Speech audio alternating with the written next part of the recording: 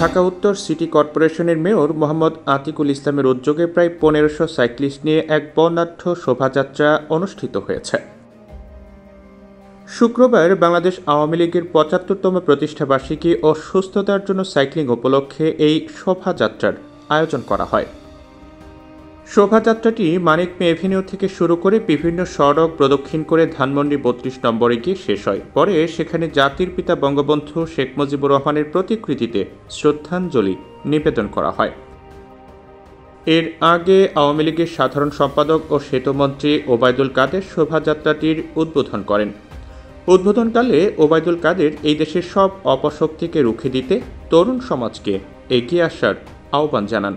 আমি আজকে তরুণ সমাজকে আহ্বান জানাবো,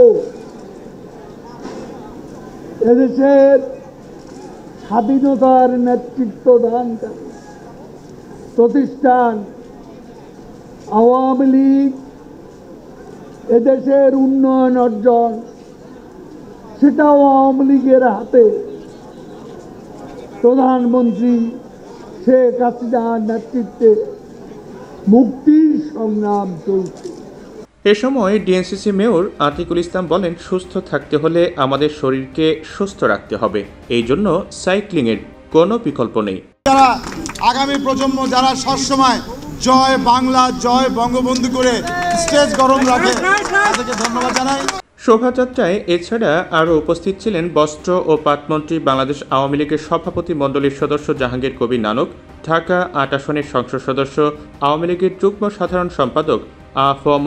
বাহাউদ্দিন নাসিম, দপ্তর সম্পাদক বিপ্লব বড়ুয়া, উপদপ্তর সম্পাদক সায়েম খান, মহানগর আওয়ামী লীগের সভাপতি বজলুর রহমান প্রমুখ।